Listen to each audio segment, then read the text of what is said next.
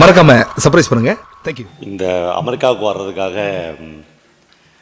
அந்த பயோமெட்ரிக் டெஸ்ட்டுக்கு ஃபஸ்ட்டு போனேன் நான். அங்கே போனால் ஒரு 200-300 பேர் இருந்தாங்க. நிறைய சிங்குங்க, பஞ்சாபிக்காரங்க எல்லாம் இருந்தாங்க. எனக்கு ஏன்டா நம்ம அமெரிக்காவுக்கு போகணும் இவ்வளோ கியூலன்னு சத்தியமாக எனக்கு அப்படி தோணுச்சு. அப்புறம் என்னென்னமோ பண்ணி அந்த பயோமெட்ரிக்லாம் முடித்தோடனே எம்பசிக்கு போகணும் அப்படின்னாங்க. 8 மணிக்கு போகணும், 7:30 மணிக்கெலாம் நீங்கள் 7 மணிக்கெலாம் நீங்கள் போய் க்யூவில் நிற்கணும் எல்லாம் சொல்ல எனக்கு மறுபடியும் இந்த கேள்வி வந்துனே இருந்துச்சு, ஏன் அப்படின்னு. அப்புறம் அங்கே போனோடனே நான் ஒரு சிகரெட் லைட்டர் எடுத்துன்னு போயிட்டேன் பாக்கெட்டில். அவன் ஸ்கேன் பண்ணி பார்த்துட்டு நீ லைட்டர் வச்சுக்கிறியா அப்படின்னா. ஆமாண்ணே அதை எடுத்துன்னு போய் போட்டு வா வெளியேன்னா. இங்கே டஸ்ட்பினில் நோ டஸ்ட்பின், நீ காம்பவுண்டுக்கு வெளியே மவுண்ட் ரோடுக்குது. நான் போய் அதெல்லாம் போட்டுட்டு வந்து மறுபடியும் க்யூவில் நின்னேன். இந்த கேள்வி எனக்கு வந்து நேர்ந்துச்சு, எதுக்குடா நீ இவ்வளோ கஷ்டப்பட்டு அமெரிக்காவுக்கு போக போகிற அப்படின்னு. அப்புறம் போயிட்டு வந்து உள்ளெல்லாம் போனோடனே ஒரு கடைசி கட்டமாக ஒரு நிறைய கவுண்டர்ஸ் இருந்துச்சு. நீங்கள் பார்த்துருப்பீங்க, உங்களுக்கு அது வழக்கம் தானே. தெலுங்கு கவுண்டர், மலையாள கவுண்டர், தமிழ் கவுண்டர் அப்படின்ச்சு. தமிழ் கவுண்டருக்கு முன்னாடி பண்ணினோடனே ஒரு அழகான அமெரிக்கா பொண்ணு வந்து கவுண்டருக்கு உள்ளே இருந்துச்சு. எப்பயுமே இந்த அழகான பெண்கள் வந்து கவுண்டருக்கு உள்ளே தான் இருப்பாங்க. நான் சின்ன வயசுலேருந்தே பார்த்துருந்தேன். பேங்க்கெல்லாம் போனீங்கன்னா பேங்க்கில் போனீங்கன்னா என் கலரில் பெண்களே இருக்க மாட்டான். ரெக்ரூட்மெண்ட் பண்ணும்போதே வந்து அழகான பெண்களாக ரெக்ரூட்மெண்ட் பண்ணுவான். அப்புறம் கவுண்டருக்குள்ளே விட்டுருவாங்க அவங்கள. அதாவது நம்ம கண்ணு மட்டும்தான் தெரியும். அந்த கண்ணு கவிதை மாதிரி இருக்குது கூட நம்மளால் சொல்ல முடியாது, ஏன்னா அது கவுண்டருக்குள்ளே இருக்கும். அந்த மாதிரி ஒரு அமெரிக்கா பொண்ணு உள்ளே நல்ல தமிழ் பேச்சு, அது ரொம்ப அது பிடிச்சிருந்துச்சி. அது நீ ஏன் அமெரிக்காவுக்கு போகிற அப்படின்னு கேட்சி. மனசுக்குள்ளே ஒன்றுக்குது, நான் ஒன்றும் போகணுன்னு இல்லைங்க, இப்படியே கூட திரும்பி போயிடுறாங்கன்னு சொல்ல மனசுக்குள்ளே. ஆனால் நான் சொல்ல, யூ லைக் அவர் கண்ட்ரி அப்படின்ச்சு. போய் சொன்னேன் எஸ் அப்படின்னா. அப்புறம் எதுக்கு போகிறேன்னா, அப்புறம் இந்த மாதிரி ஃபெட்னா நீங்கள் ரைட்டரா அப்படிலாம் கட்சி. ஆமாண்ணே. அப்புறம் 2 இங்கிலீஷ் புக்கு அதெல்லாம் நல்ல டெக்னிக்கலாக ஜெயமோகன் சொல்லி கொடுத்துக்கிறார். நம்ம இங்கிலீஷ் புக்கு எடுத்துன்னு போய் அவன் கையில் கொடுத்துட்டா, ஓ nice, very good, happy journey அப்படிலாம் சொல்லிடுவாங்கன்னு. சரி, அந்த பொண்ணு வாயிலேருந்து எப்படியோ ஹாப்பி ஜேர்னி வரப்போகுது அப்படின்னு நான் நினச்சிருந்தப்போ, எவ்வளோ நாள் நீ அங்கே இருக்க போகிற அப்படின்னு கேட்சி. அப்புறம் 1 மாதம் இருக்க போகிறேன். இந்த மீட்டிங் 3 நாள் தானே, நீ ஏன் 1 மாதம் இருக்க போகிறேன்னு கேட்சி. அப்போ நான் இங்கெல்லாம் போகிறேன் அப்படின்னோடனே, உனக்கு எத்தனை பசங்க இருந்துச்சு. அப்போ தான் முக்கியமான அந்த கேள்வி இருந்துச்சு, உனக்கு எத்தனை பசங்க. 2 பசங்க. நீ ஏன் அவங்கள கூட்டின்னு போகல அப்படின்ச்சு. ஏங்க என்ன கூப்பிட்றதே பெரிய விஷயம், எல்லாரையும் கூட்டின்னு போக முடியும். அந்த அம்மா என்ன நினச்சிச்சு, நான் போய் இங்கேயே தங்கிடுவேன், நான் செத்தாலும் தங்க மாட்டேன், மெட்ராஸ்லேயே தங்குற ஆள் கிடையாது நான் அப்படிலாம் சொல்லி அப்புறம் ஓகே அப்படின்னுச்சு. வெளியே வந்தோடனே எனக்கு பயங்கர பரபரப்பாக என் ஃப்ரெண்டு எஸ்கேபி கருணாவுக்கு ஃபோன் பண்ணி, கருணா என்ன கருணா இவங்க இந்த அவன் கேள்வி கேட்குறான், க்யூவில் நிற்க வைக்கிறான், அப்புறம் நீ ஏன்டா அங்கே போகிறேன்றா, எங்கள் நாட்டுக்கு ஏன் போகிறேன் இப்படிலாம் கேட்குறாங்க, எனக்கு சத்தியமாக எனக்கு போக பிடிக்கலன்னு. அவர் சொன்னார், பவா அதை மட்டும் மிஸ் பண்ணிட்டாதீங்க, ஒரு மனுஷனுடைய கனவு தேசம் அது. எப்படி கண்ணா கனவு தேசம், அது ஒரு டாலர் தேசங்கன்னாரு. ரெண்டுமே எனக்கு புரியல. இந்த 4-5 நாளில் புரிஞ்சிச்சு இந்த வாழ்க்கை வந்து எந்த மாதிரியான வாழ்க்கை. ஏன் நம்ம இங்கெல்லாம் நான் என்னோட வரும்போதே நிறைய பேர் கேட்டாங்க, சார் தாம்பரம் தாண்டினாவே உங்களுக்கு பிடிக்காதுன்னு சொல்லுவீங்களே சார், நீங்கள் எப்படி சார் அமெரிக்கா வரல வந்தீங்கன்னு. அதாங்க எனக்கு தெரில அப்படின்னு. இல்லைன்னா தாம்பரம் தாண்டினோடனே எனக்கு ஒரு நடுக்கம் வந்துடும், எப்படா நம்ம ஊருக்கு போகலாம் அப்படின்னு. அமெரிக்காவுக்கு வந்து இன்னும் அந்த நடுக்கம் வராதுங்கிறதுக்கு வந்து உயிர்ப்பான நண்பர்கள் இங்கே இருக்கிறது தான் ரொம்ப முக்கியமான காரணமாக நான் நினைக்கிறேன். அப்புறம் இங்கே வந்த பிறகு நான் கிட்டத்தட்ட ஒரு 1500-2000த்துக்கும் மேற்பட்ட தமிழ் வாசகர்களை, நண்பர்களை மீட் பண்ணேன். அவங்க எல்லாருக்குள்ளேயும் நான் போயிருக்கேன், எல்லார் குடும்பத்துக்குள்ளேயும் நான் இருக்கிறேன் அப்படின்றது உண்மையிலே ஒரு எழுத்தாளனுக்கு ஒரு சிலிர்ப்பூட்டும் அனுபவமாக இருந்துச்சு. நினைக்க எனக்கு அது ஆச்சரியமாக இருந்துச்சு. நீங்கள் என் கையை தொடர யாருமே நீங்கள் தமிழ்நாட்டிலேருந்து வந்துக்கிறீங்களான்னு கேட்கல, நீங்கள் என் கூடயே தான் சார் இருக்கிறீங்க அப்படின்னாங்க. இப்போ ஏதோ ஒரு வகையில் குரல் வழியாக நான் உங்களை வந்து சேர்ந்துக்கிறேன் அப்படின்றது ரொம்ப ஆத்மார்த்தமான ஒரு அனுபவமாக இருந்துச்சு. ஆனால் 1 வாரம் ஆயிடுச்சு நான் அமெரிக்காவுக்கு வந்து. இந்த 1 வாரத்தில் ஒரு அசஸ்மெண்ட்டுக்கு வரணும்ல, நீ வந்துக்கிறது சரிதானா, இந்த நாடு உனக்கு பிடிச்சிருக்கா பிடிக்கலையா. நாம் மாட்டினு ஏதாவது போய் மேடையில் பேசிட்டு சும்மா ஒரு இதுக்காக, நீங்கள் நிறைய பேர் பார்த்துருப்பீங்க, குறிப்பாக திருநெல்வேலிக்காரங்க இங்கே நிறைய பேர் இருப்பீங்க. இந்த திருநெல்வேலிக்காரங்க வந்து தாமிரபரணி தண்ணி கொடுக்காமல் எங்களால் இருக்க முடியாது அப்படின்னு சொல்லிக்கின்னு மெட்ராஸ்லேயே இருந்து கண்ணம்மா கண்ணம்மாப்பேட்டை சுடுகாட்டிலே செத்துருவாங்க. தாமிரபரணிக்கே போக மாட்டாங்க. நான் வந்து எங்கள் ஊரை விட்டு இருக்க முடியல, சொதி சாப்பிடாமல் இருக்க முடியல, பார்த்தா எங்கள் பொதிகை மலை காற்று இல்லாமல் இது என்ன அப்படி சொல்லி சரி போடா அங்கே போயிடண்டா அப்படின்னா போக மாட்டான். மெட்ராஸ்லேயே பெசன் நகர்லேருந்து எலக்ட்ரிக் சுடுகாட்டில் வச்சு சுட்டுருவாங்க. அப்படி போயிடுவான். எனக்கு அந்த மாதிரி அமெரிக்கா வந்து கெஸ் பண்ணவே முடியல. நாம் ஏதாவது தப்பாக சொல்லிவிட்டு என் மனசில் நிறைய வந்துடுச்சு இந்த ஒரு வாரத்தில் என்ன சொல்லணும் அமெரிக்கா பற்றி. சத்தியமாக நான் யாராவது ஒருத்தர் அமெரிக்காவை பற்றி ஏற்கனவே சொல்லியிருந்தா, நான் சொல்லுங்க ஏற்கனவே அவர் சொல்லிக்கிறார் பாருங்க அப்படின்னு ஒரு சைடுக்கு ஒரு ஆளை கூப்பிட்டுக்கணும்னு வச்சுக்கோங்களேன், கொஞ்சம் ஸ்ட்ராங் ஆகிடலாம் அப்படின்னு நினச்சிருந்தேன். இந்த மீட்டிங்கு போகிறப்பதுக்கு 1/2 மணி நேரத்துக்கு முன்னாடி அந்த ஃப்ரெண்டு எனக்கு கிடச்சிட்டாரு. அதுக்கு முன்னாடி வரலும் யோசிக்கவே இல்லை. நான் எதேச்சியா மைதிலி மனோ வீட்டில் இந்த புக் சேல் பார்க்கும்போது சக்கரையா கதைகள் இருந்துச்சாங்க. சக்கரையா வந்து எனக்கு ரொம்ப பிடிச்ச ரைட்டர். எனக்கு இந்திய எழுத்தாளர்கள் அவரை தான் ரொம்ப பிடிக்கும். சரிச்சுமா அவருடைய கதைகள் மேக்ஸிமம் நான் படிச்சிருக்கேன். தமிழில் வந்த கதைகள் அவ்வளோ படிச்சிருக்கேன், எதுவுமே மிஸ் பண்ணதில்லை. சில கதைகள் மனசில் நிற்காது, சில கதைகள் திரும்ப திரும்ப வரும். நான் வந்து அவருக்கு யாருக்கு தெரியும், ஒரு நாளைக்கான வேலை, அந்த மாதிரியான கதைகளை ஒரு 10 தடவை சொல்லியிருப்பேன். இப்போனா நான் வந்து உலகம் சுற்றும் வாலிபன் வந்து 20 தடவை பார்த்துக்கிறேன். அதனால் ஒன்று நான் எம்ஜிஆரை வந்து நம்மளுக்கு அப்படி பிடிச்சிடும். அது மாதிரி நான் எனக்கு பிடிச்ச கதைகளை மறுபடியும் கூட சொல்லுவேன். அது ரிப்பீட்டேஷன் கிடையாது, அது உங்களை பார்த்து சொல்கிறதுக்கு இதில் அது ஒரு மனுஷனையும் பார்த்து சொல்லும்போது ஒரு பயங்கர ஆகிடுவான் அந்த ஸ்டோரி டெல்லர். அப்படி ஒரு இடம் அது. ஆனால் ஒரு சில கதைகள் படிச்சிருப்போம், அது டக்குன்னு மனசில் நிற்காது, அப்படி போயிடும். அந்த மாதிரி நான் ஏற்கனவே அவரது ஒரு கதை படித்தேன். நான் சலாம் அமெரிக்கா அப்படின்னு ஒரு கதை. அந்த டைட்டிலே எனக்கு பிடிக்கல, அதனால் நான் அந்த கதை மனசில் நிற்கலை எனக்கு. அப்போது இன்றைக்கி ரொம்ப பிடிச்ச கதை அதான். சக்கரையா கதைகள்லையே உனக்கு ரொம்ப பிடிச்ச கதை எது அப்படின்னு என்னை இன்டர்வியூவில் கேட்டாங்கன்னா சலாம் அமெரிக்கா அப்படின்னுவேன். நான் அவருக்கு பயங்கர கிண்டல் கேலி எல்லாமே அவருடைய கதைகளில் வரும். அப்புறம் நிறைய அவருடைய பிலாசபி வந்து அவருடைய தத்துவத்தை வந்து ரொம்ப மெதுவாக கதைகளுக்குள்ளே வைப்பார். அதெல்லாம் எனக்கு ரொம்ப பிடிக்கும். இந்த சலாம் அமெரிக்கா கதை என்னன்னா, சக்கரையா வந்து அவரை தான் வச்சு எழுதுகிறார். ஜோசின்னு அவர் பேரை மாற்றிக்கினார். ஒரு கேரளாவிலேருந்து மச்சப்பரப்பு அப்படின்ற ஒரு ஊர்லேருந்து நியூயார்க்கில் 62வது மாடியில் இருக்கிற ஒரு நீங்கள் எல்லாம் எதிர்பார்க்குற மாதிரி ஐடியில் வேலை செய்யாத ஒருத்தருடைய கதை அது. ஐடியில் வேலை நான் நினச்சேன், போச்சுடா இவனும் ஐடி தானா மைக்ரோசாஃப்ட் தானான்னு நினைக்கும்போது அவர் வந்து காலையில் 6 மணிக்கே வந்து அவன் வந்து ஜக்கில் வந்து இது எடுப்பான், விஸ்கி எடுப்பான். இவன் ஐடியில் வேலை செய்ய முடியாது அப்படின்னு முடிவு பண்ணிட்டேன். நான் 6 மணிக்கு குடிக்க ஆரம்பிப்பான்.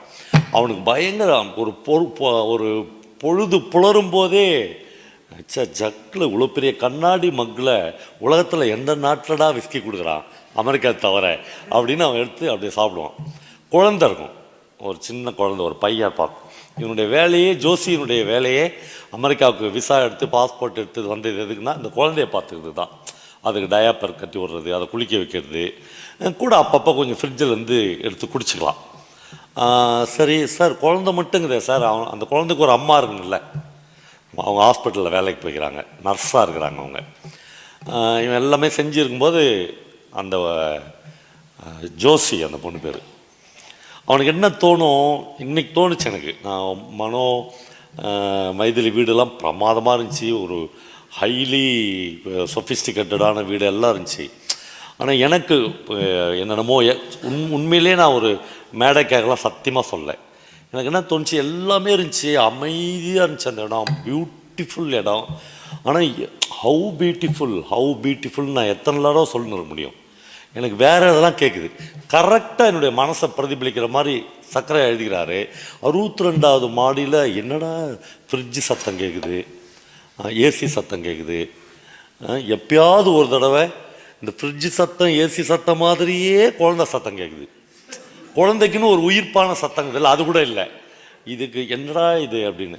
சரி உனக்கு என்ன தான் வேணும் அப்படின்னு கேட்டால், எனக்கு வந்து பாத்திரம் தேய்க்கிறதுக்கு ரோசி வருவாள்ல, பாத்திரம் தேய்ச்சிக்கினே மலையாளத்தில் ஒரு பாட்டு பாடுவாள், அது வேணும்னு கேட்குறாரு அவர். அது வேணும், இன்னும் என்னென்னமோ வேணும்.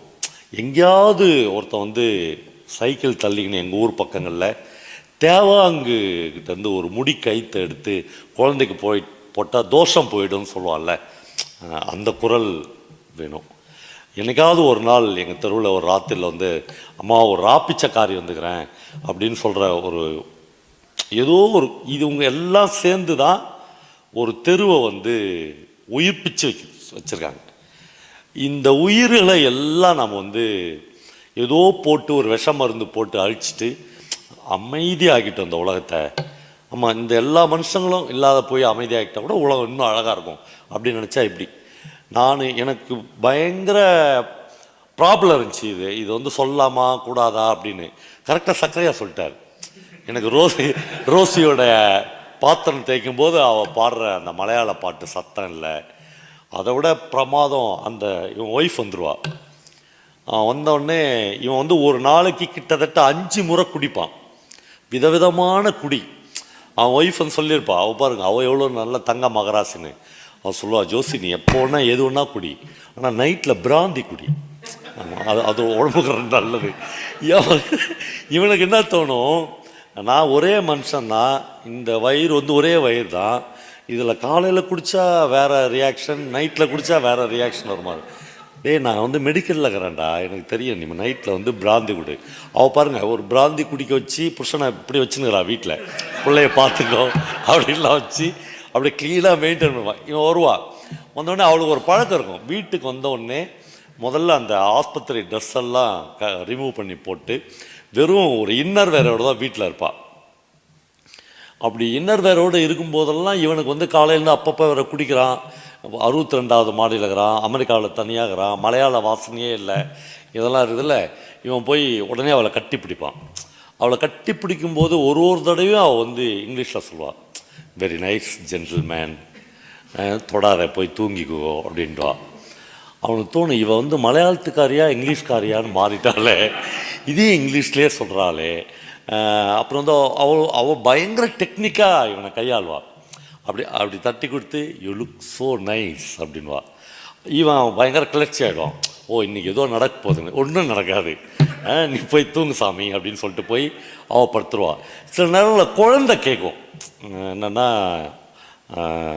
மதர் அம்மா, இந்த தடுமாற்றங்கள்ல மதர் அம்மா மொழியினுடைய தடுமாற்றம் அது எல்லா அமெரிக்க குழந்தைகளுக்கு இருக்கு. நான் பார்த்துட்டேன், என்னன்னு கூப்பிட்றது, குழலுது. அந்த லாங்குவேஜ் வந்து ஒரு ஹைலி பியூரிஃபைடு இங்கிலீஷுக்கும் போக முடியல, ஒரு அப்பட்டமான வட்டார தமிழுக்கும் போக முடியல. அப்படி ரெண்டுமா அந்த குழந்தைங்க வந்து தடுமாறு. நாம் அங்கேருந்து தாய்ப்பால் குடிச்சிட்டுங்க வந்துட்டோம், அதனால் நம்மளுக்கு அந்த பிரச்சனை இல்லை. ஆனால் குழந்தைங்களுக்கு அந்த பிரச்சனை இருக்குது. அந்த குழந்தை வந்து அம்மா அப்படின்னும்போது இவன் அந்த அவளுடைய ரூமை திறந்து போய் பார்த்தா ஒரு பொட்டலை மாதிரி அவள் கிடப்பா. எப்பயுமே ஒரு மளிகைக்கடலில் கட்டி போட்ட ஒரு பொட்டலை மாதிரி தூங்கின்னு கிடப்பாள். அவளை எப்போ அவன் தொடும்போதும் அவள் ஒரு விஷயம் சொல்லுவாள், அது என்னென்னா, ப்ளீஸ் நம்ம வீட்டு கடன் அடைக்கணுமா இல்லையா, ஊரில் வர ஒரு வீடு கட்டிட்டோம் இல்லையா, ஓவர் டைம் பண்ணால் தான் நம்ம அடைக்க முடியும். நீ ஏதாவது என்ன பண்ணி நான் மெட்டர்னிட்டி லீவு அது இதுன்னு போட்டு வீட்டில் படுத்துனா கடனுக்கு யார் இஎம்ஐ கட்டுவாங்க.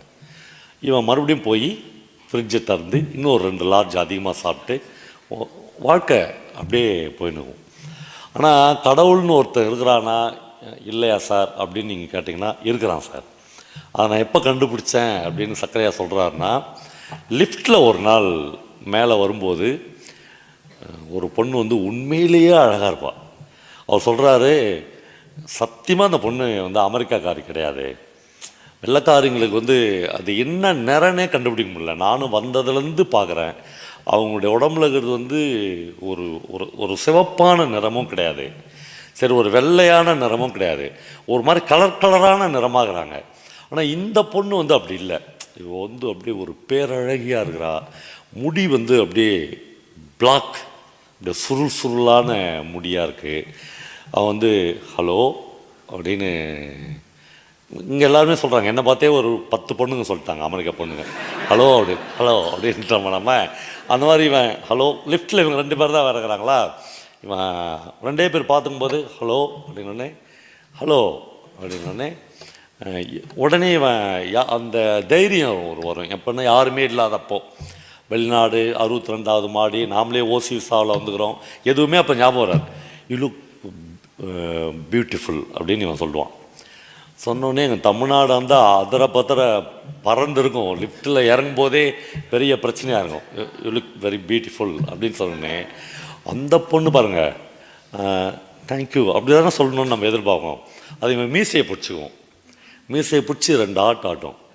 உடனே சோஃபியானா அந்த பொண்ணு பேர், சோஃபியானா இன்னும் கூட நீ 62வது மாடிக்கு வர வரல என் மீசையை பிடிச்சிக்கோ அப்படின்னு சொல்லலான்னு தோணும் எனக்கு.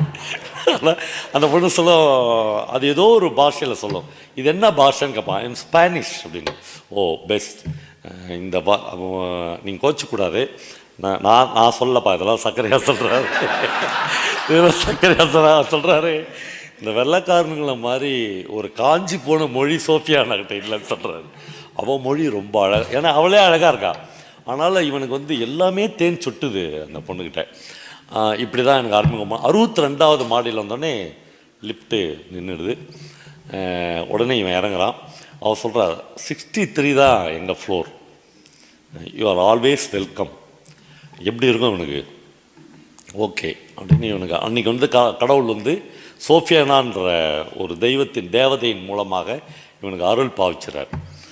இவன் மறுபடியும் நினைக்கிறான், ஏன்டா ஜோலி, உன் வாழ்க்கை அப்படி அமெரிக்காவில் வந்து இப்படி ஆயிடுச்சாடா, எப்படி ஆயிடுச்சு? என்னடா ஒரு நாளைக்கு 10 தாட்டி லிஃப்ட்டில் இறங்குற, அப்புறம் லிஃப்ட்டில் இறங்குற, எங்கேயாவது ஷாப்பிங் போனால் எல்லாமே பேக்கடு இருக்குது. ஒரு கோழின்னா நம்ம வந்து ஒரு கூவர கோழி, வெடை சேவல் அப்படிலாம் அது மாதிரிலாம் ஒன்றுமே இல்லை. இப்படி ஒரு பேக்கடு லைஃப்குள்ளே நீ வந்துட்டியாடா அப்படின்னும். இதிலேருந்து தப்பிக்கிறது எப்படின்னே முடியும். எவ்வளோ நாள் நீ வந்து காலையிலேருந்து சாயங்காலம் வந்து குடிச்சினே இருக்க முடியும்? எவ்வளோ நாள் வந்து அவன் ஒய்ஃப் வந்து ட்ரெஸ் எல்லாம் கலைஞ்ச உடனே இவ்வளோ போய் படு, நீ வந்து ரொம்ப அழகாக இருக்க, ஆனாலும் வேணாம் ரசா, நம்ம வந்து இஎம்ஐ கட்டணும் அப்படின்னு ஒய்ஃப் சொல்லிடுறா. இந்த வாழ்க்கை சுழற்சியாகுதா. இவன் ஒரு நாள் போய் படுத்துன்னு இருக்கும்போது, ப்ளீஸ் எனக்கு ரொம்ப இந்த வீட்டுக்குள்ளே இருக்கவே முடியல, போர் அடிக்குது, உன் கார் சாவி கொஞ்சம் கொடுக்குறியா, வெளியே போயிட்டு வரேன். அவள் அதுக்கு முன்னாடி வந்தவுடனே, ஊருக்கு வந்தவுடனே ஒரு ஃபேட் வச்சுருப்பா. அந்த ஃபேட்டு போய் இப்போ வந்து ஒரு டொயோட்டா ஃபேட் வந்து அவனுக்கு பிடிக்காது. இந்த டொயோட்டா வந்து அவன் சொல்கிறான், இந்த டொயோட்டா வந்து இன்னொரு சோஃபியானான்றான். அந்த பொண்ணை பார்த்தால அந்த ஸ்பானிஷ் பொண்ணு, அதை தான் யாரோ ஒருத்தன் காராக செஞ்சு வச்சுட்டுக்கிறான். மனசுக்கு அவ்வளோ நெருக்கமாக இருந்துச்சு. இவன் எடுத்து ஒரு 2 hours 3 hours அப்படி ஓட்டுவான், ஃபுல்லாக தண்ணி அடிச்சுட்டுக்கிறான். இப்போ அமெரிக்கா போலீஸ் வந்து ஒரு 4 பேர் தலைவர் வந்து நிறுத்துருவாங்க. ஒருத்தர் வந்து ஒரு ரப்பர் பிடி போட்ட ஒரு பெரம்பில் லேசாக ஒரு தட்டுவான். தட்டி, பாஸ்போர்ட் எங்கே, விசா எங்கள் மகனே, இவ்வளோ ஜாலியாக எங்கள் நாட்டில் வந்து சுற்றுற அப்படின்னுன்ற மாதிரி எல்லோரும் விசாரிப்பாங்க. இவனுக்கு எதுவுமே தெரியாது, என்ன மாதிரி ஆள். பாஸ்போர்ட் எங்குது, விசா எங்குது, எல்லாமே அவளுக்கு தான் தெரியும் அப்படின்வான். அப்புறம் ஆனால் என்ன பண்ணுறதுன்னா, இந்த இமிக்ரேஷன்லாம் மாட்டும்போது நம்ம ஆளுங்களை பார்த்துக்கிறீங்களா நீங்கள்? நான் என்ன கேட்டான், நீ எங்கே, அவன் வந்து இப்படி பார்த்தாவே போச்சு நம்மளை திருப்பி அனுப்ப போகிறான்னு தோணிடும் நம்மளுக்கு. என்ன கேட்பான் அந்த குரங்க, எப்போ என்ன பேசும் எதுவுமே நம்மளுக்கு தெரியாதுல்ல.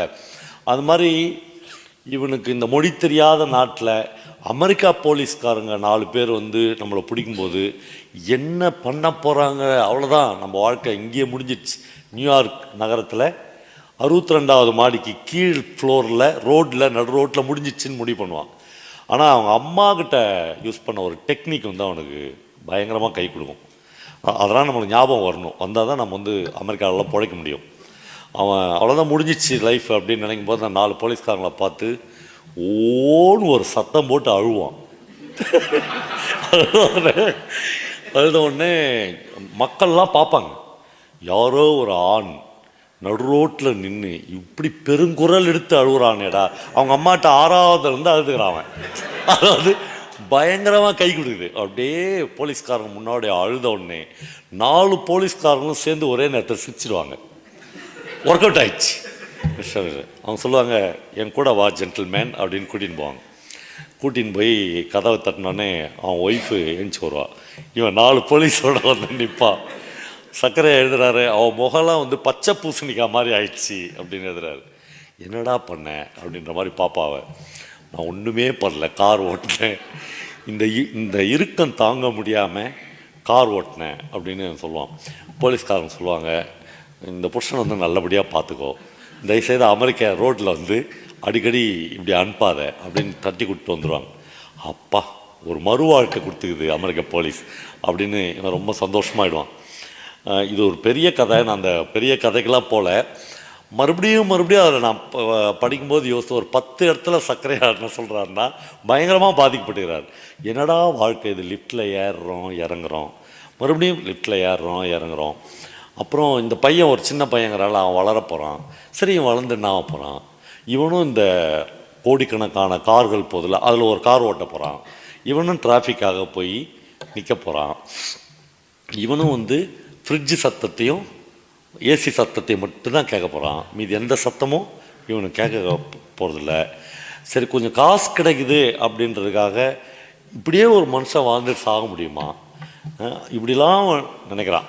அப்படி நினைக்கும்போது அவனுக்கு இருக்கிற ஒரே ஆறுதல் வந்து அந்த ஸ்பானிஷ் கார். இந்த 3 பேர் முகமும் டிவியில் வந்து ஒரு மலையாளி அப்படி துள்ளுவான், பார்த்துக்கிறீங்களா நீங்கள்? டிவியில் அவங்க ஃபேஸ் வந்துச்சுன்னா இங்கே அமெரிக்காவில் இருக்கிற ஒரு மலையாளி வந்து அப்படி துள்ளுவான், சேட்டா அப்படின்வான். அது வந்து ஏக்கம். அந்த மாதிரி இந்த பொண்ணு முகம் வரும்போதெல்லாம் இவன் வந்து துள்ளுவான். அப்புறம் தான் இவனுக்கு கொஞ்சம் கொஞ்சமாக விசாரிப்பான், அந்த பொண்ணு யார் என்னன்னு. அவள் வந்து அந்த 63வது மாடியில் வந்து ஒரு மலையாளி டாக்டர் அம்மா இருப்பாங்க. அவங்க வந்து ஒரு ரொம்ப அமெரிக்காவினுடைய ஒரு ஹை ஸ்டாண்டர்டில் இருக்கிற ஒரு வெள்ளைக்காரனை கல்யாணம் பண்ணிப்பாங்க. அவன் வந்து அவனுடைய சம்பளம், அவனுடைய வாழ்க்கை வசதிலாம் வேறு லெவல். இந்த அம்மா வந்து அவனுக்கு அடிக்கடி உடம்பு சரியில்லைன்னும் போதெல்லாம் அவனுக்கு வைத்தியம் பார்த்து அவனை மயக்கி அந்த வெள்ளைக்காரனை கையில் போட்டு அவனை கட்டிக்கிச்சு அப்படின்னு எல்லாம் சொல்லுவாங்க. அவங்க வீட்டில் இந்த ஸ்பானிஷ்காரி ஒர்க் பண்ணுவாள். இப்போ எல்லாம் முடிஞ்ச உடனே நான் கதையை ரொம்ப சுருக்க போகிறேன். அவங்க வீட்டுக்கு போனோடனே அவங்க பகல்லாம் வெளியே போயிடுவாங்க. இவன் போவான், இந்த குழந்தைய நல்லா தூங்க வச்சுட்டு அவங்க வீட்டுக்கு போவான். அவங்க வீட்டுக்கு போன முதல் நாள் வந்து அவள் வந்து ஒரு பெட்டில் இவனை படுக்க சொல்லுவாள். பெட்டில் படுக்க சொல்லுவாள், ஒரு பேரழகியாக அவனுக்கு தெரியவா. அப்போ பெட்டுக்கு கை வச்சு ஏதோ பண்ணுவாள். அந்த பெட்டு வந்து அப்படியே சுழலும். இப்போ ஒரு சுழலும் பெட்டை வந்து வாழ்க்கையில் ஒரு மலையாளி வந்து இப்போ தான்டா பார்க்குறோம். அமெரிக்காவில் எவன் விட்டு பெட்டையோ ஒரு ஸ்பானிஷ்காரி நம்மளுக்கு காமிக்கிறாடா அப்படிலாம் அவனுக்கு தோணும். ரொம்ப சந்தோஷமாக இருக்கும். அதுக்கப்புறம் இவனுக்கு வந்து வாழ்க்கையில் வந்து ஒரு சின்ன பிடிமானம் கிடைச்ச மாதிரி ஆகிடும். என்னதான் வறண்டு போன இந்த தெரு, வறண்டு போன இந்த வாழ்க்கை எல்லாம் இருந்தாலும் ஏதோ ஒரு சின்ன பிடிமானம், இந்த பொண்ணு போதும் நமக்கு வாழ்க்கையில், எப்போயாவது பேசலாம் கொள்ளலாம் அப்படின்ற மாதிரி இருக்கும். அந்த பொண்ணுக்கு வந்து இவன் பேசுகிற மலையாளம் அவளுக்கு புரியாது, அவள் பேசுகிற ஸ்பானிஷ் சுத்தமாக இவனுக்கு புரியாது. ஆனால் அவள் வந்து பல நேரங்களில் இவன் மேலே உட்காந்து நாளைக்கு அப்படின்னு கத்துவா. அந்த ஒரு வார்த்தை வந்து தமிழ் வார்த்தை கிடையாது, மலையாள வார்த்தை. அது மட்டும் 2 பேருக்கும் புரியும். அந்த வார்த்தைக்காகவே நம்ம வந்து இந்த வாழ்க்கையை கடத்தலாம் அப்படின்லாம் 2 பேருக்கும் தோணும். ஓகே, இப்போ வந்து கார் மாறிக்கினே இருக்கும். இப்போ நம்ம வந்து கார் மாற்றினே இருக்கோம், எதாவது பண்ணி அவனால் நம்ம வாங்குகிற டாலர்ஸ் வந்து அவன் வந்து அந்த டொயோட்டாவை விற்றுட்டு லிங்கன் ஃபேமிலி கார் ஒன்று வாங்குவாள். அந்த டொயோட்டா போனோடனே இவனுக்கு வந்து இவளே போயிட்ட மாதிரி ஒரு ஃபீல் வந்துடும். இவங்க வீட்டு கார் தான் அது. ஏன்னா இவன் வந்து அந்த ஸ்பானிஷ் பொண்ணை வந்து அந்த டொயோட்டா காரில் பார்த்துனே இருப்பான். அது போனோடனே கதையினுடைய கடைசி கட்டாக வரப்போகுது. இவன் வந்து அந்த டொயோட்டா கார் எடுத்துன்னு போவான் வெளியே. மறுபடியும் ஒரு நாள் கெஞ்சி அவன் கொடுக்கவே மாட்டான்.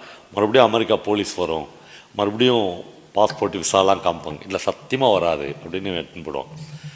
போய் ஒரு இடத்துல, ஒரு ஒதுக்குப்புறமான இடத்துல அந்த காரை பார்ப்பான். பிடிக்காது அவனுக்கு. மொத்த அமெரிக்க ஜனாதிபதிகளில் யாருமே வர பிடிக்காது. அப்புறம் லிங்கன் ஃபேமிலியில் வர காரை வேற இவனுக்கு இந்த பேர் வச்சுக்கிறாங்களேடா, ஏர்போர்ட்டுக்கு வேறு லிங்கன் ஏர்போர்ட்னு பேர். இதெல்லாம் இவனுக்கு பயங்கர எரிச்சல் உண்டாக்கினே இருக்கும். ஏன்னா அந்த ஹிலாரி கிளின்டன் இருக்கார்ல, அவர் வந்து பிரதமராக பதவியேற்க போகும்போது ஒரு பிரமாதமான விஷயம் படித்தேன். கிளின்டனும் ஹிலாரி தான் அவங்க 2 பேரும் போகும்போது வழியில் நின்று பெட்ரோல் போடு, அன்றைக்கி தான் ஒரு ஜனாதிபதியாக பதவியேற்க போகிறார். ஒரு பெட்ரோல் போடுறவன் வந்து ஹிலாரிக்கிட்ட பேசிக்கிறான். இன்னும் 1 மணி நேரத்தில் ஜனாதிபதியாக வெள்ளை மாளிகையில் பதவியேற்கிற ஒரு ஜனாதிபதியினுடைய மனைவிக்கிட்ட ஒரு பெட்ரோல் போடுறவன் ஏதோ பேசிக்கிறான். அந்த பொண்ணு கார்லேருந்து இறங்கி போய் அவங்ககிட்ட அவ்வளோ உற்சாகமாக அவ்வளோ சந்தோஷமாக பேசிட்டுருக்கான். தலைவருக்கு வந்து ஈகோ பிரச்சனை ஆயிடுச்சு. ஒரு ஜனாதிபதியினுடைய மனைவியாக போகிற இன்னும் 1 மணி நேரத்தில் எவனோ ஒரு பெட்ரோல் போடுற நாய்கிட்ட போய் இப்படி சிரித்து பேசுகிறாளே அப்படின்னு அவளுக்கு தோணிச்சு. அப்புறம் பெட்ரோல்லாம் போட்டோடனே கை கொடுத்து அவனை ஹக் பண்ணி ஓகே அப்படின்னு வராங்க. வந்தோடனே அப்படி இறுகின முகத்தோட கிளின்டன் வந்து ஹிலாரியை பார்த்து கேட்குறாரு, அவன் யார் அப்படின்னு. அவன் வந்து என் ஃப்ரெண்டு, நாங்கள் 2 பேரும் ஒன்றா காலேஜில் படித்தோம், அவனை எனக்கு ரொம்ப பிடிக்கும் அப்படின்னு சொல்கிறான்.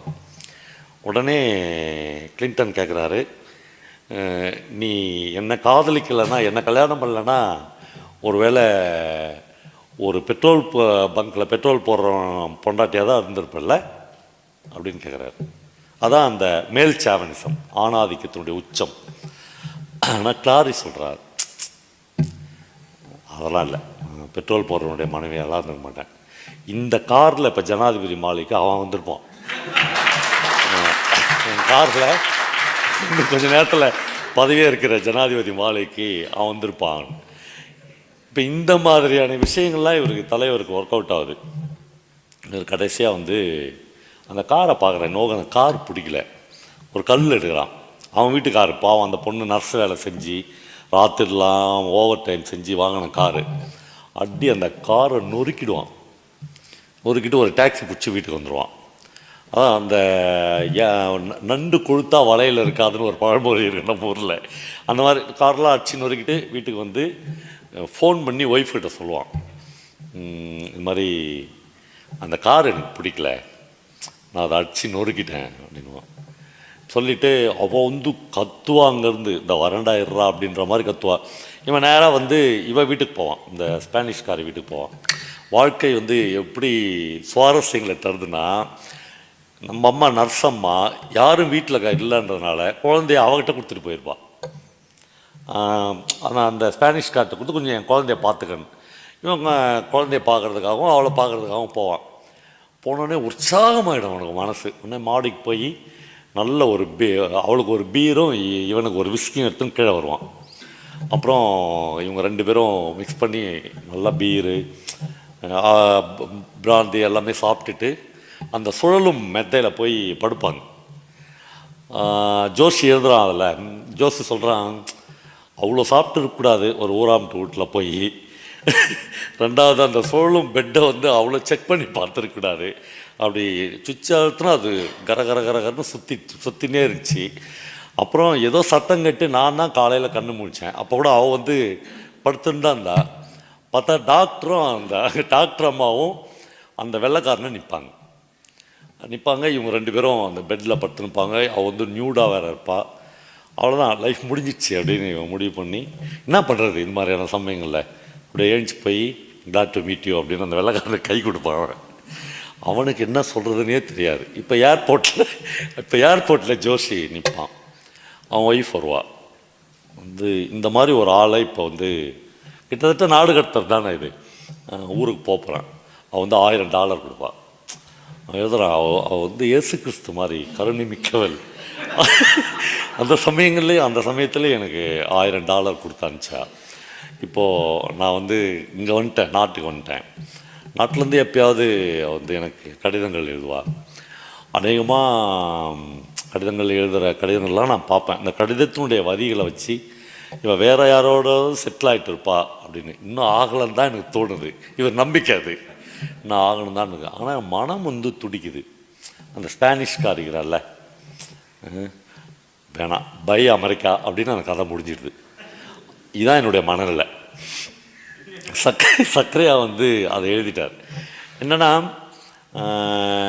பயங்கர வசதியான வாழ்க்கை, ரொம்ப மகிழ்ச்சியான பொருளாதார சிக்கல்கள் இல்லாத லைஃப், இதெல்லாம் நமக்கு கிடைச்சிருச்சு. ஆனால் இதை தாண்டி இவ்வளவுதான் மனிதர்களா அப்படின்னு ஒரு